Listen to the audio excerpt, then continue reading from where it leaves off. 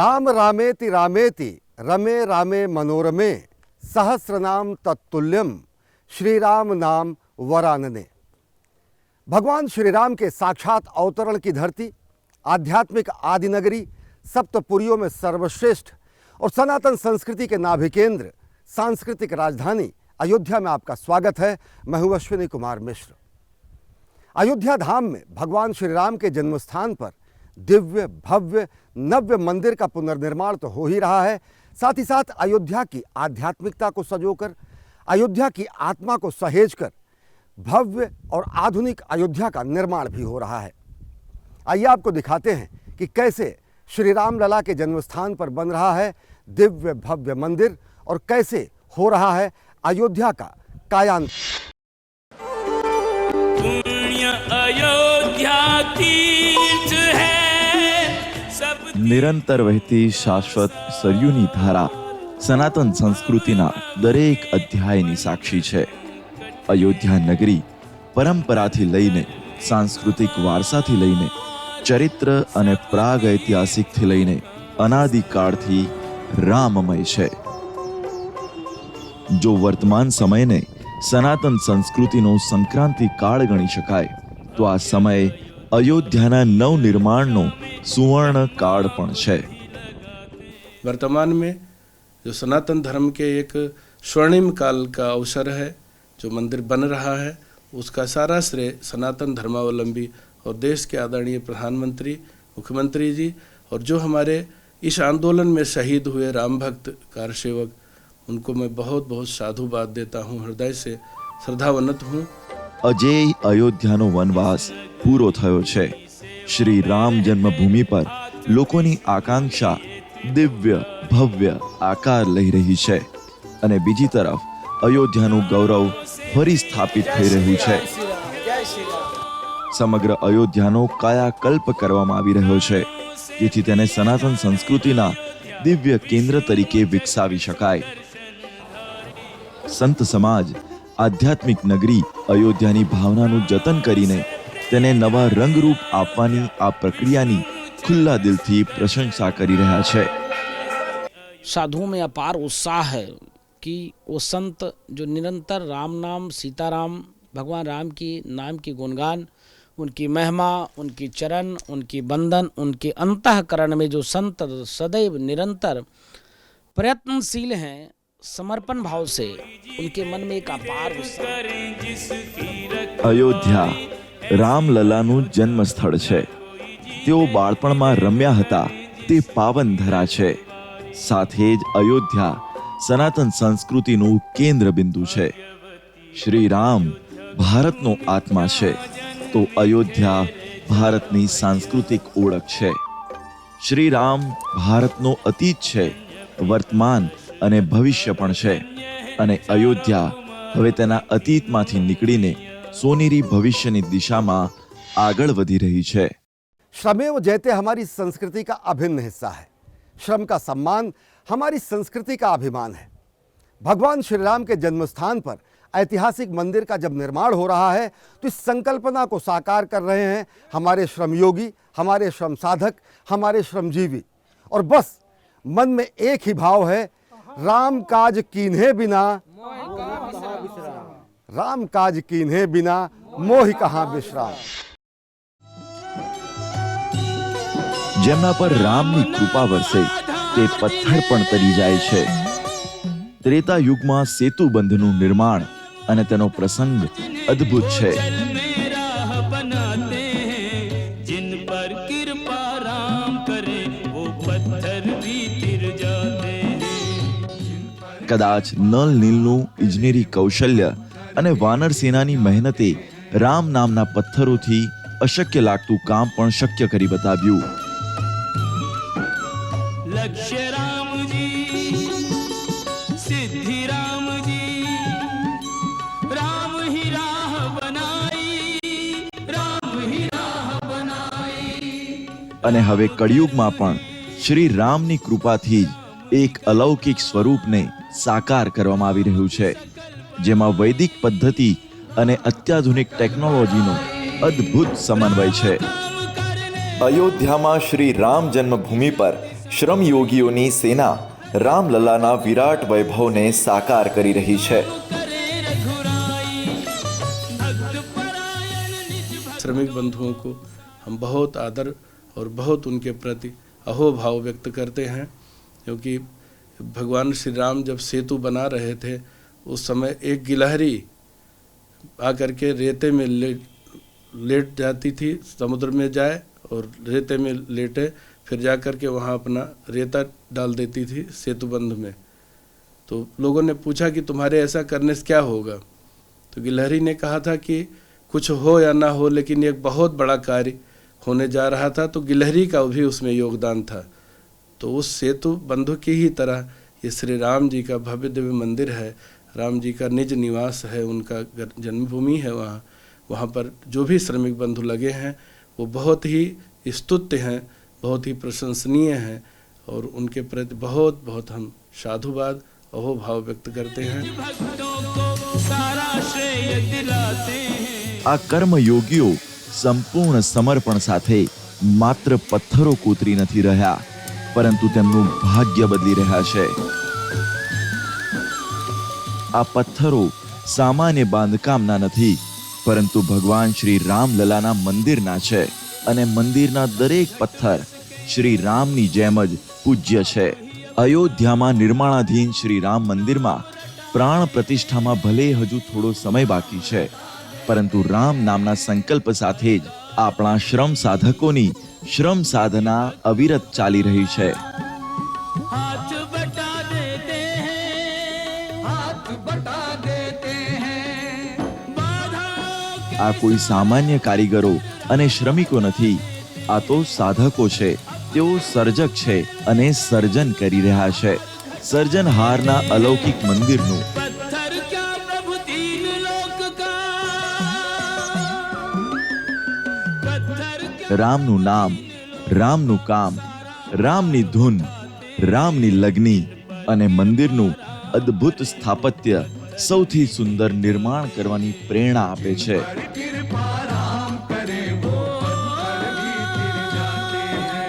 जिन पर कृपा राम करे वो पत्थर भी चिर जाते हैं. जय श्री राम.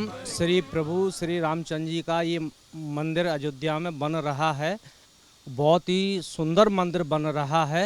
शिल्प शास्त्र में प्रथम श्रेणी का ये मंदिर है. इससे बड़ा मंदिर हिंदुस्तान में कहीं भी नहीं बन रहा. मेरे को इस काम से बहुत अच्छा लगता है मुझे, और मैंने ये काम बंद करने के बाद में भी श्री प्रभु रामचंद्र जी का मंदिर बन रहा था, तो मैंने ये पुनः फिर काम चालू कर दिया है. और मैं तन मन से मैं चाहता हूँ कि प्रभु रामचंद्र जी के मंदिर में सबसे सुंदर से सुंदर डिजाइन बनाने की कोशिश कर रहा हूँ. राम भूमि की जय हो. મંદિરના નિર્માણમાં જોડાયેલા તમામ કારીગરો અને શ્રમિકો પોતાને ભાગ્યશાળી માને છે કે તેમને પણ આ મહાયજ્ઞમાં પોતાનું યોગદાન આપવાનો અવસર મળ્યો છે. પથ્થરની કોતરણી કરનારા શિલ્પીઓ હોય કે પછી પથ્થર જોડનારા કારીગરો હોય કે સામાન્ય શ્રમિકો, દરેક જણ પોતાનું કામ પૂરેપૂરી ધગશ સાથે કરી રહ્યા છે. શ્રી રામ મંદિરના નિર્માણનું દરેક વ્યક્તિને પુણ્ય અવસર જેવું લાગે છે. मेरे को करते करते करीब 25 साल हो गई काम को करते करते. बहुत से मंदिर बनाए और कई एक जगह गया, मगर यहाँ जैसा काम नहीं मिल पाया. बहुत हृदय खुशी होती है कि भगवान का काम हमको मिला. આખા સંસારના સર્જક માટે બની રહેલા મંદિરમાં પોતાનું શ્રમદાન કરીને દરેક શ્રમજીવીમાં આત્મગૌરવની ભાવના વધુ ઘેરી બની છે. યુવાન હોય કે વૃદ્ધ, દરેક શ્રમ સાધક પોતાના કામ અને અનુભવ અંગે ખૂબ જ ભાવ વિભોર છે. सौभाग्य है हमारा जो हम राम मंदिर में काम करने के लिए आए हैं. जो हमारे माता पिता बच्चे बीवी सब खुश है, सब खुश है. तो वो कहते हैं कि वहाँ पे कैसा है कैसा नहीं है, तो हम क्या बोलते हैं कि अच्छा है, अच्छा लग रहा है, सब ठीक ठाक है. અહીં આવીને એવું લાગે છે કે મંદિર નિર્માણમાં સંપૂર્ણ દેશ કામ પર લાગ્યો છે. મંદિર નિર્માણના કામમાં દેશભરમાંથી લોકો જોડાયા છે. એન્જિનિયર, સુપરવાઇઝરથી લઈને સામાન્ય શ્રમિકો સુધીના લોકો દેશના જુદા જુદા ભાગોમાંથી અહીં આવીને જનમાનસના આરાધ્યના મંદિરને આકાર આપી રહ્યા છે. નકશીકામ અને પથ્થર કાપવાનું મોટા ભાગનું કામ મધ્યપ્રદેશના મુરૈના અને રાજસ્થાનના પિંડવાડામાં થાય છે. મધ્યપ્રદેશ અને રાજસ્થાનના સેંકડો કારીગરો તેમના હાથના કૌશલ્યથી મંદિરની શોભા વધારી રહ્યા છે. पत्थर का पहले पूरा माँ बाप देख के उसको ऊपर ला रहे हैं, फिर सेटिंग कर रहे हैं हम लोग. जहाँ का पत्थर हो वहाँ से उठाते हैं और ऊपर ला के सेटिंग कर रहे हैं. उसमें जॉइंट भी आता है, जॉइंट के अंदर जो क्लैंप आता है क्लैंप डालते हैं और उसको हाल भी रहता है. वो नीचे खड्डा करके उसको हाल डालते हैं.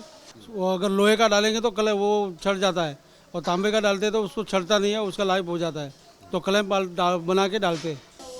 और यहाँ पे आने के बाद हमको एक अलग सी फीलिंग आती है, ऐसे रामलला का काम कर रहे हैं. और सबसे बड़ी बात तो ये मोदी जी को श्रेय जाता है पूरा, कि उन्होंने काफ़ी लंबे समय से जो काम अटका पड़ा था अपने रामलला का, आज राम मंदिर का काम हो रहा है.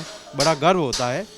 और इसको हम मतलब अपने दिल और दिमाग से जितना मजबूती से काम कर सकते हैं और कर रहे हैं. મંદિરના નિર્માણની સાથે જ સાથી શ્રમિકોની સુરક્ષા અને સંભાળ રાખનારા યુનિટમાં આજુબાજુના જિલ્લાઓમાંથી મોટી સંખ્યામાં યુવાનો જોડાયા છે, જેમને રોજગાર મળવાની સાથે જ આત્મગૌરવનો અનુભવ થાય છે. हर जगह से यहाँ पे जैसे कि हम सुनते हैं, पुराणों में सुने हैं जो चीज़ या कहानियों में सुने, आज उनको रियल करने का समय मिला है तो बहुत अच्छा लगता है सर. गर्व महसूस होता है कि यहाँ पे हम काम कर रहे हैं श्री राम जन्मभूमि में. पूरा डेवलपमेंट चल रहा है अयोध्या में, तो अच्छे खासे रोजगार इधर मिल रहे हैं लोगों को और लोग अपने घर के करीब काम करके बहुत अच्छा महसूस कर रहे हैं. सब बहुत खुश होते हैं. गांव के लोग हैं कि बोलते हैं कि हाँ मंदिर में काम कर रहा है, अच्छा काम है ये, सबको अच्छा लगता है. सभी पूछते हैं कि कितना बन गया, कब तक तैयार हो जाएगा मंदिर. મંદિરના નિર્માણમાં જોડાયેલા શ્રમ સાધકો તેમના પુરુષાર્થ, પરિશ્રમ અને પ્રતિબદ્ધતાથી આ પુણ્ય સંકલ્પનાને ખરેખરમાં સાકાર સ્વરૂપ આપી રહ્યા છે અને આ કાલાતીત ઐતિહાસિક નિર્માણનો ભાગ બનીને ઇતિહાસ રચી રહ્યા છે. 5 अगस्त 2020 को प्रधानमंत्री नरेंद्र मोदी के कर कमलों से भगवान श्री राम के जन्मस्थान पर दिव्य भव्य नव्य मंदिर के पुनर्निर्माण के लिए भूमि पूजन किया गया. शताब्दियों की अभिलाषा पूर्ण हुई, पीढ़ियों की मनोकामना पूर्ण हुई और 5 अगस्त 2020 के बाद से मंदिर निर्माण की प्रक्रिया सतत जारी है.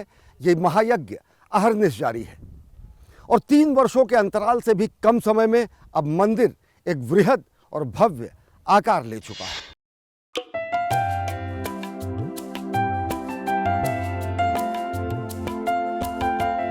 પાંચ ઓગસ્ટ 2020 સદીઓથી અધૂરી અભિલાષા ફળીભૂત થવાનો દિવસ, કોટી કોટી ભારતીયોની મનોકામના પૂરી થવાનો દિવસ.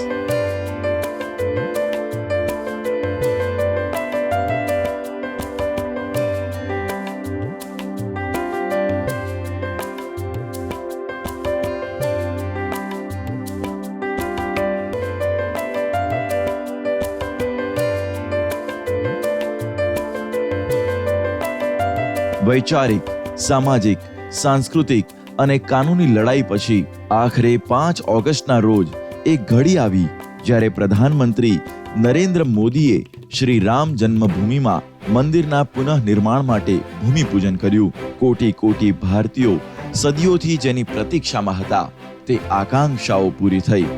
અયોધ્યામાં જ શ્રી રામનો વનવાસ પૂરો થયો. અયોધ્યાના વૈરાગ્યમાં સૌભાગ્યનો ઉદય થયો અને હવે અયોધ્યાની ગરિમા પુનઃસ્થાપિત કરવાનો મહાસંકલ્પ સિદ્ધિ ભણી આગળ વધી રહ્યો છે. તમામ મનોરથ પૂરા થવાની ઘડી હવે બહુ નજીક છે.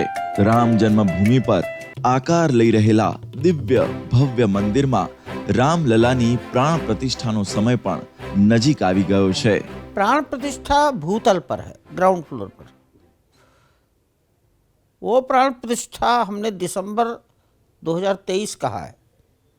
मैं उसी को मकर संक्रांति बोल रहा हूँ. ऊपर के 2 तल अगले 6-7 महीने 8 महीने में, यानी 2024. જો અયોધ્યામાં નિર્માણ પામી રહેલું રામલલાનું વિશાળ મંદિર લોકો માટે અપાર શ્રદ્ધાનું કેન્દ્ર છે, તો તે પરંપરા, ટેકનોલોજી અને આધુનિકતાનો સંગમ પણ છે. આખું મંદિર એક વિશાળ માનવ નિર્મિત શિલાખંડ જેવા પાયા પર બની રહ્યું છે. મંદિરના નિર્માણમાં કેટલાક પડકારો હતા, જેનો ઉકેલ ટેકનિકલ નિષ્ણાતોની સમિતિએ કર્યો છે. हमने यहाँ पे बोरहोल्स किए. बोरहोल 120 मीटर तक हम लोगों ने उसका बोरहोल करके उसका सॉइल का पूरा जब इन्वेस्टिगेशन किया तो मालूम चला कि यहाँ पे हार्ड रॉक नीचे में नहीं है और पूरा सॉइल ही सॉइल है नीचे तक. और उसको भी जब देखा तो 9 मीटर तक लूज अर्थ था. तो फिर डिसाइड हुआ था कि 9 मीटर और उसके बाद में आगे 3 मीटर और, तो टोटल 12 मीटर तक ये पूरा एरिया का जितनी भी लूज अर्थ है वो पूरा निकाला है.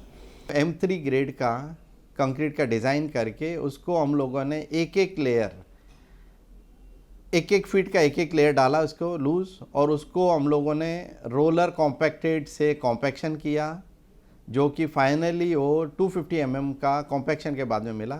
ऐसा 250 mm के 54 लेयर्स डालते हुए हम लोगों ने ये पूरा एरिया को कंक्रीट से भरा इसके लिए, सो दैट ये एक हिसाब से एक आर्टिफिशियल रॉक फॉर्म हो गया.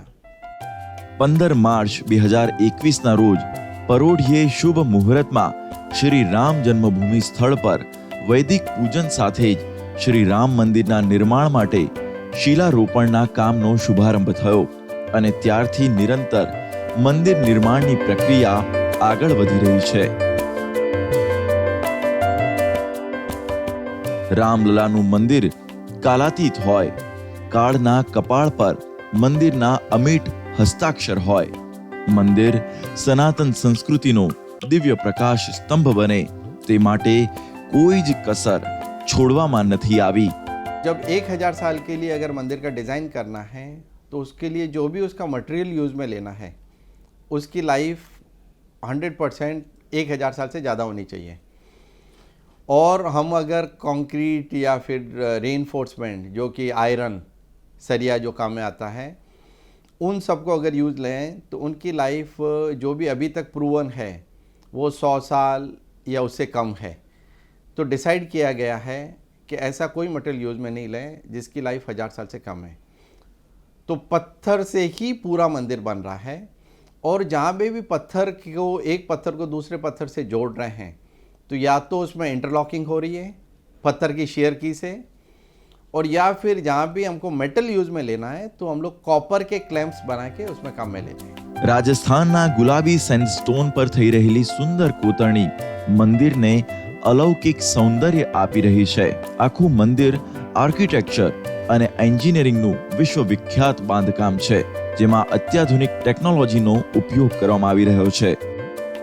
પથ્થરોને ચોક્કસ માપમાં કાપ્યા પછી તેને જોડવા માટે પથ્થરોમાં જગ્યા કરી તેમને એકબીજાની ઉપર રાખવામાં આવે છે અને તાંબાના ક્લેમ્પથી તેના સાંધા મજબૂત કરવામાં આવી રહ્યા છે.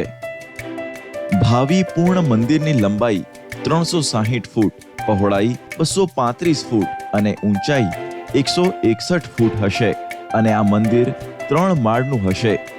નિર્માણની સંપૂર્ણ કામગીરી નિયત સમયમાં પૂરી કરવામાં આવી રહી છે અને હાલમાં મંદિરના ભોંય તળિયાના બાંધકામની પ્રક્રિયા અંતિમ તબક્કામાં છે.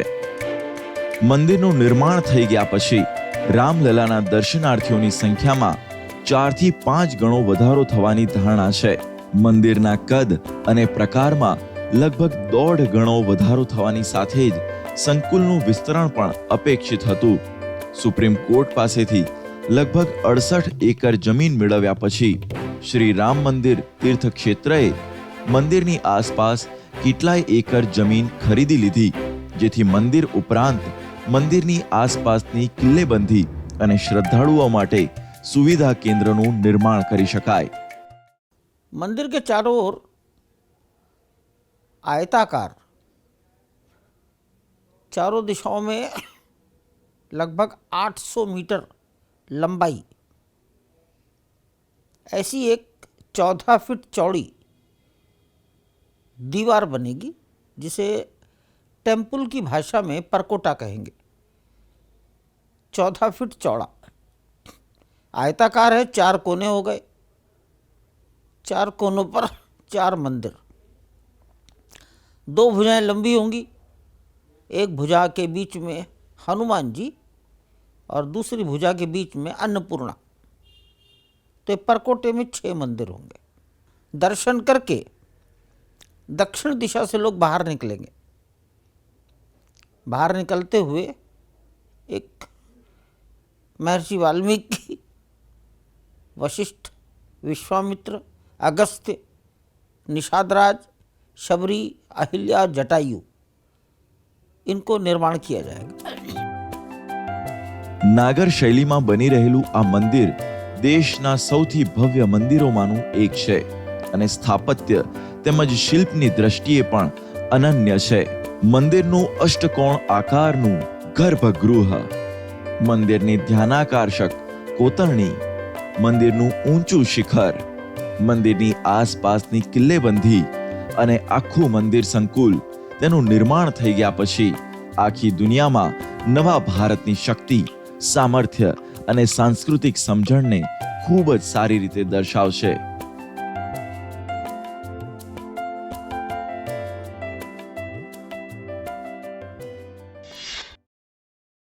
अयोध्या में केवल भगवान श्री राम के मंदिर का ही निर्माण नहीं हो रहा है, शहर का कायाकल्प भी हो रहा है।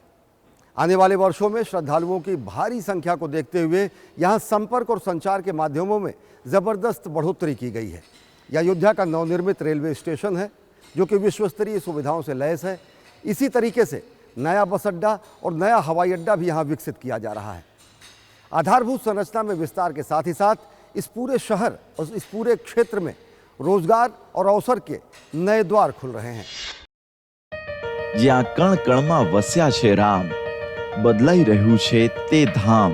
અયોધ્યામાં માત્ર શ્રી રામલલાના મંદિરનું નિર્માણ નથી થઈ રહ્યું, પરંતુ આ ધાર્મિક નગરીનો પણ કર્મયોગથી કાયાકલ્પ કરવામાં આવી રહ્યો છે. રામ જન્મભૂમિ પર ભવ્ય મંદિરના નિર્માણ સાથે નજીકના ભવિષ્યમાં ભક્તોની સંખ્યામાં 3 થી 5 ગણો વધારો થવાની સંભાવના છે અને તેથી અયોધ્યા તેમજ તેની આસપાસના ઇન્ફ્રાસ્ટ્રક્ચરનું વ્યાપકપણે વિસ્તરણ કરવામાં આવી રહ્યું છે. અયોધ્યામાં નવા વિસ્તરણ કરાયેલા રેલવે સ્ટેશનનું કામ ચાલી રહ્યું છે. વિશ્વસ્તરીય સુવિધાઓથી સજ્જ અયોધ્યાના વિસ્તરણ કરાયેલ સ્ટેશનના પ્રથમ તબક્કાનું કામ લગભગ 100 કરોડના ખર્ચે પૂર્ણ કરવામાં આવ્યું છે. નવા રેલવે સ્ટેશનમાં લિફ્ટ, રેમ્પ, એસ્કેલેટર, એસી વેઇટિંગ રૂમ, 100 બેડનો શયન કક્ષ અને ડોરમેટ્રી તેમજ યાત્રાળુઓ માટેની અન્ય સુવિધાઓ છે. આ સ્ટેશન એક દિવસમાં 4.5 લાખથી 5 લાખ ભક્તોના આવાગમનનું સંચાલન કરવા માટે સક્ષમ છે. जाहिर सी बात है, जब यहाँ विकास की गंगा चारों ओर बह रही है तो अवसर भी अधिक बनते हैं, क्योंकि हम देख रहे हैं रोड काफ़ी अच्छे धीरे धीरे हो रहे हैं। स्टेशन सामने देख रहे हैं कि पहले कोई सुविधा नहीं थी, लेकिन अब धीरे धीरे डबलिंग का काम भी हो गया है, हो रहा है और इलेक्ट्रिक भी हो गया है। यहाँ के आने वाले हर वर्ग को, व्यवसायी वर्ग को, मजदूर वर्ग को, हर लोगों को काम मिलेगा। रोजी रोजगार तो पहले की अपेक्षा बहुत ज़्यादा बढ़ गया है। पहले जो जैसे 30% आदमी आते थे, अभी जो है 60% आदमी आ रहे हैं। उससे रोज़गार लोगों को, हम सभी लोगों को, रिक्शा वाले हैं, दुकानदार हैं, सभी लोगों को रोज़गार काफ़ी ज़्यादा मात्रा में मिल रहा है। અયોધ્યાનો કાયાકલ્પ જોઈને અહીં આવનારા લોકો અત્યંત ખુશ દેખાય છે અને ભવિષ્ય બાબતે પણ ઘણા આશાવાદી છે. લોકો માને છે કે આવનારા વર્ષોમાં અયોધ્યા નગરી ધર્મની સાથે સાથે વેપાર, વાણિજ્ય અને पर्यटनના કેન્દ્ર તરીકે ઉભરી આવશે. अयोध्या आज के डेट में बहुत बड़ा हुआ है। हम घूमे यहाँ पे, बहुत अच्छा लगा। सरयू तट से लेकर के हनुमान गली, हनुमानगढ़ी और राम जन्मभूमि, वहाँ तक बहुत अच्छा लगा हमको घूमने में। अर्थात बाकी सड़क योजना या और प्रशासन से लेके हर चीज़ तक हमको बहुत अच्छा लगा यहाँ पे। बहुत ही अच्छा डेवलपमेंट हो रहा है, क्योंकि रोड भी बहुत चौड़ी चौड़ी बन रही है। पहले तो यहाँ पे कुछ ऐसा नहीं था। बहुत सारे जन को रोज़गार मिलेगा। रोड से लेके होटल, घर, रेस्टोरेंट, हर एक चीज़ के लिए सुविधा होगी। તમે સમગ્ર અયોધ્યામાં ફરશો તો તમને દરેક જગ્યાએ બાંધકામ ચાલતું જોવા મળશે. લાખો કરોડો ભક્તોની આસ્થાના કેન્દ્ર એવા રામ મંદિરમાં રામલલાના દર્શનની પ્રતીક્ષા સરળ બનાવવા માટે રામ પથ, ભક્તિ પથ, રામ જન્મભૂમિ પથ, ધર્મ પથ પણ આકાર લઈ રહ્યા છે. બાંધકામ પ્રવૃત્તિઓને કારણે અહીં નવા વેપાર અને રોજગારની નવી તકો ખુલી રહી છે.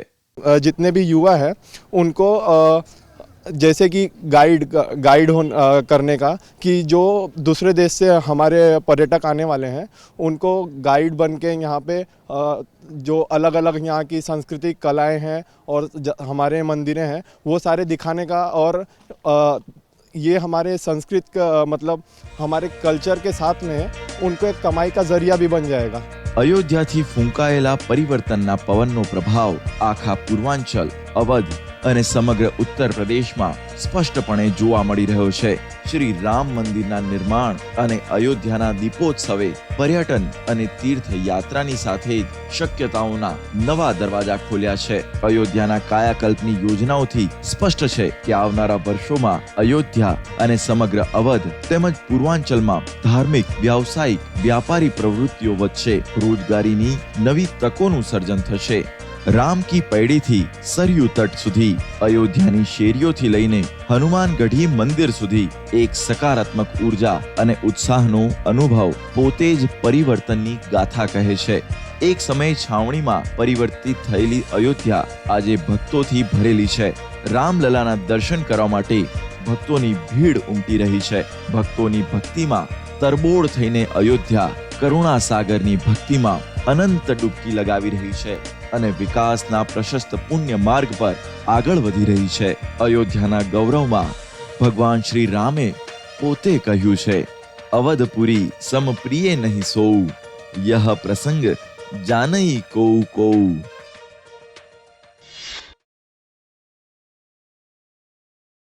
श्री रामलला का यह मंदिर संकल्प से सिद्धि का प्रमाण है. साथ ही साथ सत्यमेव जयते और श्रमेव जयते के मूल मंत्र के साथ भारत के उत्कर्ष की नई गाथा भी बयां करता है. भगवान श्री राम का यह मंदिर राम राज की स्थापना के प्रण को भी और प्रगाढ़ करता है.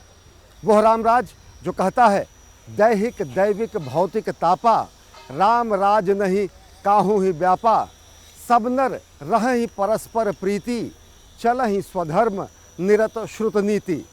इस विशेष कार्यक्रम में फिलहाल इतना ही. मुझे दीजिए अनुमति. जय सिया राम.